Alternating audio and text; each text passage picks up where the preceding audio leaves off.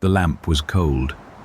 It had been made ready that morning, cleaned, the fountains filled, the lens wiped, the blinds drawn up, so that it would burn that night over 20 miles of open Atlantic. It did not burn. It did not burn for some 10 nights after. 3 men kept that light. One of them had a wife and 4 children waiting 20 miles away. The gate was shut. The clock had stopped, run down. The kitchen was in order, the way men leave a room they mean to come back to. On the pegs hung the oilskins and sea boots, one set to a keeper. 2 sets were gone, one was still there. In the middle of December, on a rock in the North Atlantic, one man had walked out toward the sea without his. Everything in that station said the work was finished and the men were coming back to it. All 3 of them were gone. What there was to find was outside, 100 feet above the water. At the west landing, something had come up and taken the rock apart. A heavy box that held the mooring ropes had been torn out of the crevice it was wedged into. Iron railings were bent over. A sod of turf had been ripped off the cliff top. A block of stone weighing more than a ton had been shifted out of its bed. Every light in the service ran on one rule, and it was the plainest rule there was. One keeper always stays. Nobody stayed with the light. The rule was not a piece of folklore, it was a job. 3 men were on Eilean Mòr, the largest of the Flannan Isles, in December 1900, and a 4th was ashore on Lewis, waiting his turn on the rock. They were employees of the Northern Lighthouse Board, working a rotation, with pay, duties and a record that followed them from station to station. The senior man was James Ducat, principal keeper in the service since 1878, about 43 years old, with a wife and 4 children. Ducat had not wanted the posting. His daughter Anna, interviewed as an old woman 90 years afterwards, remembered her father saying the rock was too dangerous for a man in his position. He had a wife and 4 children depending on him, she recalled him saying. He took it anyway. The assistant was Thomas Marshall, single, 4 years or so in the service, and carrying one small mark on an otherwise ordinary record. Earlier in his service, in a gale, gear had been let wash away on his watch, and the board had fined him 5 shillings for it. The 3rd man was Donald MacArthur, and by rights he should not have been on that rock at all. He was a local man, a tailor by trade, standing in as an occasional keeper for an assistant named William Ross, who was on sick leave. He had a family of his own on shore. That shore was Breese Cleet on Lewis, where the board kept the houses the keepers' families lived in. Everything in those houses ran on one boat. It took the men out. It brought the men back. It carried the stores, the letters and the news, and it was the only thing on earth that joined that rock to anybody who loved the men on it. The relief was due about the 20th of December. The boat brought back no one. To understand what that boat meant, you first have to understand the rock it could not always reach. The Flannan Isles are a scatter of uninhabited stone in the Atlantic, some 20 miles west of Lewis in the Outer Hebrides. The largest of them is Eilean Mòr, and Eilean Mòr has no beach and no harbour. It comes out of the sea as cliff. That is why the boat mattered as much as it did, and why it could only come in fair weather. There was nowhere to shelter and nothing to lie alongside. Men and stores went ashore at the foot of the rock. They were hauled up a stair cut into it by hand, load by load, to a station more than 100 feet above the water. In a bad sea, it could not be done at all. The board had not built there because the rock was convenient. It built there because the rock was in the way. Ships crossed that water making for the north of Scotland, and an unlit rock in the Atlantic on a black night was a thing that sank ships and drowned crews. So the price of a light out there was 3 men living on it, in turns, 20 miles from anyone. The price of no light was other men's lives, in numbers nobody could count in advance.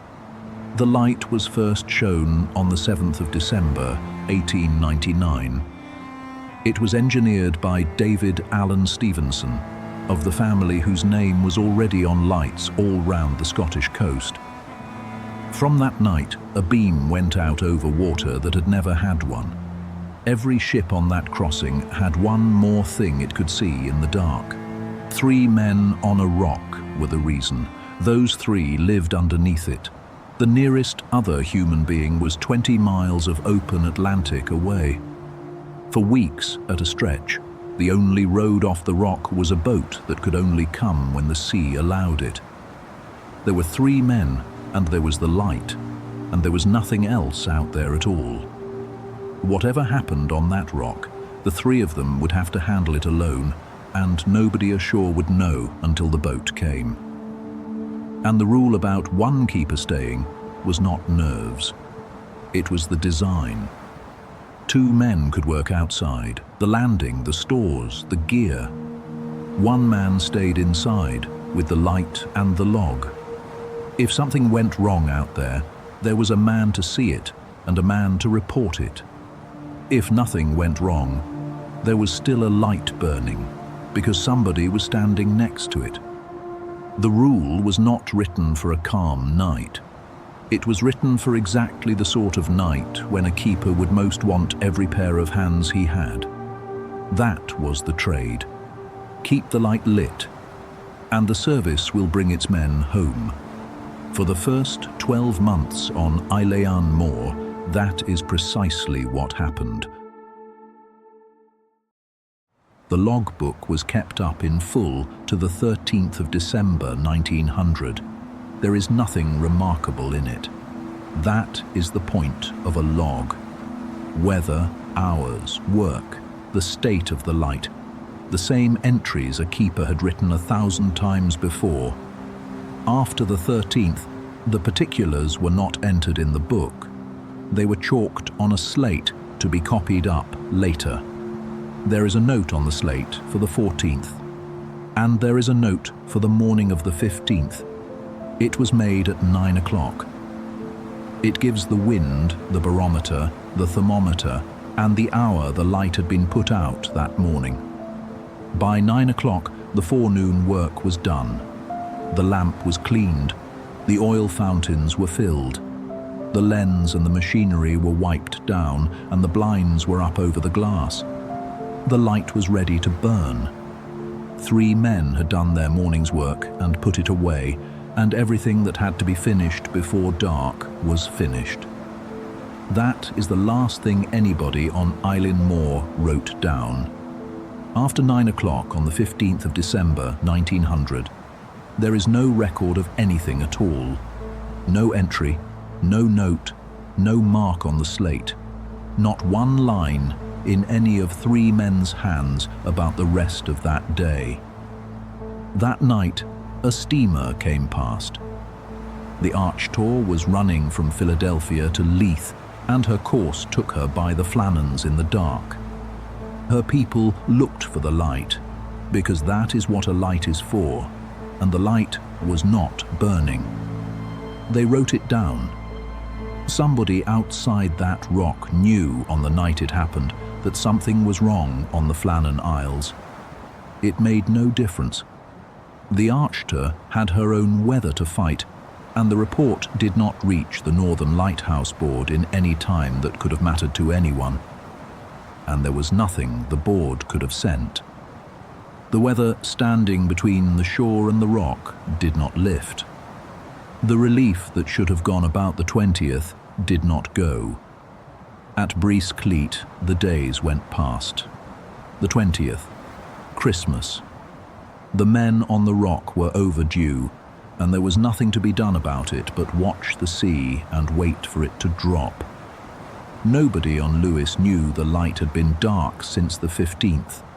Ducat had 4 children in that station, and one of them would still be answering questions about her father as an old woman 90 years later. Everything after 9 o'clock that morning is reconstruction. It is built from what was found on the rock afterwards, and from what men who did that job for a living would have done, and out of nothing else at all. At the west landing, there was a box. It was wooden, it was heavy, and it was wedged into a crevice in the rock more than 100 feet up. It held the mooring ropes and the landing tackle, the gear that let a boat come alongside and put stores ashore at all. Without it, the next relief would have a far harder time landing. It might not land. That box was the board's property, and the board's property was a keeper's responsibility. Thomas Marshall knew exactly what happened to a keeper who let gear go in a gale. It had happened to him. It had cost him 5 shillings, and the fine was in his record, and the board had put it there. Nothing about going down to that landing was folly. Gear worth saving, a sea coming up, and 3 working men whose living depended on the board's opinion of how they looked after its things. What the evidence says, and the whole of what it says, is that all 3 of them went down. Not one of them stayed with the light. The box did not survive it. It had been wedged into solid rock. The sea washed it away, and the ropes and tackle it had held were left strewn across the rocks. The iron railings above the landing were bent over. A rope had been left trailing down the cliff face. A sod of turf had been torn clean off the top of the cliff, and a block of stone weighing more than a ton had been moved out of its bed, not by 3 men. There is nothing 3 men can do to a landing that looks like that, and none of it was down at the waterline. The west landing was where the stores came ashore, and the gear the sea broke sat more than 100 feet above the water. Every broken thing on it was broken above that line. An Atlantic gale does not lift the sea evenly. Every so often the running water stacks, and something comes up out of it that is bigger than everything around it, and it falls on whatever it can reach. Then it is gone, and the sea looks the way it looked before. Something came up over that landing with enough weight in it to move a ton of stone. It took what it could reach. Then it went back down, and the water over the Flannan Isles looked exactly as it had looked an hour before. Back up the stair in the station, the wet weather gear was on its pegs. 2 sets were gone, 1 was not. That is the whole of it. That is every word the record has on the subject of what Donald MacArthur was doing in the last hour of his life. The peg does not say he ran, it does not say he was called. It does not say he was late or careless or frightened, or that he stopped for 1 second at all. The peg says one thing, and it says it flat. He went out of that door without his oilskins, in December, on a rock in the North Atlantic. And then the sea gave nothing back. Not the men, not their gear, not one identifiable thing off that landing, in the days after, or the years after, or ever. The water west of Lewis is deep, and it is wide, and it keeps what falls into it. 3 men went off a rock on a Saturday afternoon in December, and not one of them was ever found. 11 days later, somebody finally climbed the stair. The tender Hesperus got into Eilean Mòr about noon on the 26th of December, 1900, and the man who went up to the station was Joseph Moore, 3rd assistant, ashore that rotation. He knew all 3 of the men he had come to relieve. He found the gate shut, and the doors shut behind it, and the clock stopped, and the kitchen in order. He went through the station room by room. There was nothing in any of them but the things 3 men leave behind when they mean to come back. The lamps trimmed, the machinery clean, the work put away, and no keepers anywhere on the rock. Moore had worked that rock with those men.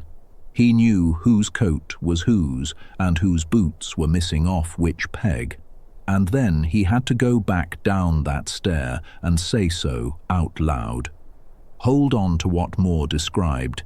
It is the counterweight to everything that came afterwards. Captain Harvey signalled the loss to the shore, and turned the Hesperus back for Lewis. Robert Muirhead landed on the 29th. He was the board's superintendent, and this was not an abstraction to him. He had recruited Ducat himself. He had recruited Marshall. He had recruited William Ross, whose sick leave had put Donald MacArthur on that rock in his place. Muirhead went over the island. He examined the west landing, and he measured what had been done to it, and he wrote it down without one ornament on it. On the damage he found up there, his report says, quote, "Difficult to believe unless actually seen."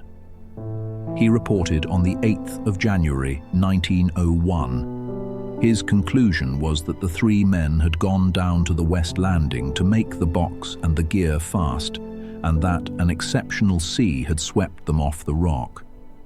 It does not explain the last hour. Nothing can. Muirhead had the damage, and he had the oilskins on the peg, and he had no witness, no body, and not one line of writing after 9 o'clock on the 15th. It is the best reading of the evidence, and it cannot be called proven. And on Lewis, the families were told. Somebody at Breskleet had to tell a wife and 4 children that the sea had their father. Somebody had to tell Donald MacArthur's family the same thing, and MacArthur had only been out there because another man was ill. Thomas Marshall had no wife and no children, and the man who had hired him wrote the report. Not one of the 3 had a body to bury. That is the entire record of the Flannan Isles. A wrecked landing, a set of oilskins, a slate, and a gap that opens at 9 o'clock on a December morning and does not close. It has never been enough for anybody. In 1912, an English poet named Wilfrid Wilson Gibson published a ballad called Flannan Isle. He had never been to the rock. He was writing a poem, and he wrote a good one, and he made a room up. In Gibson's version, the men who reach the station find an untouched meal on the table and a chair knocked over on the floor, 3 men up from their dinner and gone. It is the part of this story almost everybody knows. None of it was ever on that island. Not the meal, not the laid table, not the overturned chair. Joseph Moore climbed that stair on Boxing Day and found a station clean and orderly. The laid table belongs to the poem. It was never in the record. Then somebody wrote the log. None of the 3 men wrote it. Somebody wrote it later for print. Days of storm, Marshall in tears, Ducat gone silent, MacArthur crying and praying, a last line about God being over all. It is powerful writing. It is a forgery. The real log ran to the 13th of December and stopped. The last words written on that rock were a note about a barometer. A Fortean researcher named Mike Dash pinned the forgery down in 1998. The storm it needs is not the storm the record has. The sea was up. It was not up for days. Here the record gets crowded, and almost none of it ever touched the file. A sea serpent, a giant seabird, a ghost ship, a hole in time. There were foreign agents, a murder, a man who went mad. None of them dies of being ridiculous. They die of the file. There is no serpent in it, no ship, no witness, and nothing a fight would have left. What it has is a landing wrecked 100 feet up, a ton of stone off its bed, and 2 sets of oilskins gone. Every one of those is a fact about water. The whole field, set beside the file, gives one thing back: weather. The gap opens at 9 o'clock on a December morning and never closes, and a gap will hold almost anything anybody puts in it. Take out the poem, the forgery, and the monsters, and this is what is left. There were 3 working men, a rock in a winter sea, and a box of rope worth going down for. Robert Muirhead, who hired 2 of those men and went out to look at the rock himself, wrote that an exceptional sea took them off the landing while they worked. It is the best reading of the evidence, and it cannot be called proven. It is a smaller story than the one you were probably told. It is the one that happened. That lamp was cleaned and filled and made ready on the 15th of December 1900 by 3 men who had done it every working morning of their lives. It did not burn. It burns now. The rock under it is bare. No roster, no watch, nobody to wind a clock. And the sea still goes up that landing in a gale exactly as it did then. We do not know why all 3 of them went down to meet it. That is the one thing on Eilean Mòr that nobody wrote down. And the sea, which took everything else, has never given it back.